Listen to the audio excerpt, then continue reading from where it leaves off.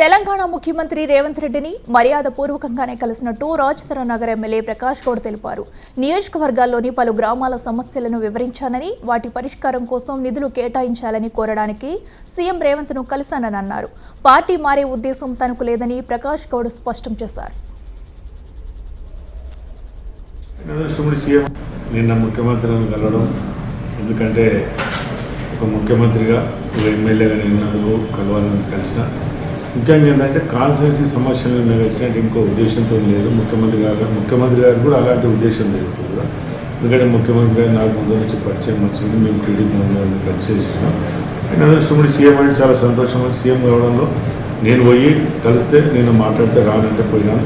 దానికి ఎలాంటి రాజకీయం లేదు. ఇలా డెవలప్మెంట్ గురించి పోయినా నేను ఒకటి ముఖ్యంగా ఏంటంటే మా దగ్గర శంషాద్ మండలంలో బాదర్గూడ, గాన్స్మేగూడ, కొత్తగూడ కొద్దిగా ల్యాండ్లో ప్రాబ్లం ఉన్నది. మా ప్రభుత్వం అన్నీ ఉన్నప్పుడు అవన్నీ కూడా ముఖ్యమంత్రి గారు చేయడం జరిగింది. అవన్నీ కూడా ఫైల్లో ఆల్రెడీ మూవ్ అయినాయి. అయితే మనం మూవ్ చేసి అవి డిక్లేర్ చేయమని చెప్పి ఇవ్వాలని అని చెప్తే దాన్ని కూడా ఒప్పుకున్నాడు. అవి ఏమేమో డీటెయిల్ ఇవన్నీ నేను చేస్తానని చెప్పి ముఖ్యమంత్రి గారు చెప్పడం జరిగింది. ఇలాంటి మాకు ఎలాంటి ఉద్దేశం లేదు. నేను పార్టీ చేంజ్ అయ్యే క్వశ్చన్ కూడా ఎందుకంటే మేము మొన్నటిదాకా టీఆర్ఎస్ తెలంగాణ ప్రభుత్వం మనం కోరుకొని తెచ్చుకున్న తెలంగాణలో మా ముఖ్యమంత్రి గారితో ఉండి కూడా మేము ఎంతో డెవలప్ చేసుకున్నాం. ముఖ్యమంత్రి గారు కూడా పరిచయం కూడా ఆయన కూడా ఎలాంటి ఉద్దేశంతో అంటే పిలిచినాడు పోమని కూర్చోటి మాత్రం మంచి మర్యాద తెచ్చింది, దాన్ని సంతోషపడుతుంది. అన్న కూడా ఏ ముఖ్యమంత్రి కూడా ఎమ్మెల్యే కలిసి బాధ్యతతో కలిసాం.